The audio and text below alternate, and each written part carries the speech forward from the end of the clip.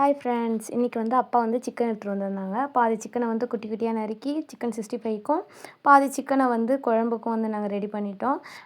என்ன வந்து சமைச்சோன்னா தோசை ஊற்றிட்டு சிக்கன் கிரேவி தான் செஞ்சுருந்தோம்.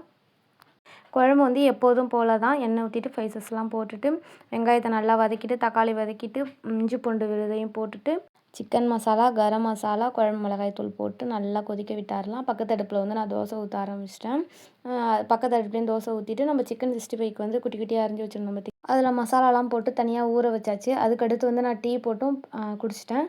அதுக்கடுத்து ஸ்டவ் ஆன் பண்ணிவிட்டு சிக்கன் 65யும் பொரிக்க ஆரம்பித்தாச்சு.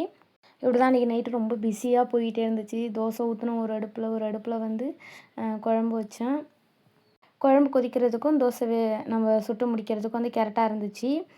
அதுக்கடுத்து அந்த 2 தோசையை வச்சு சிக்கன் 65 2 வச்சு குழம்பு ஊற்றி இப்படியே அன்றைக்கி டின்னரை முடித்தோம். நேற்று நைட் டின்னரை முடித்தோம். யார் யாருக்கெல்லாம் சிக்கன் குழம்பு பிடிக்கும்னு சொல்லிட்டு கமெண்ட் பண்ணுங்கள். தேங்க்யூ ஃபார் வாட்சிங்.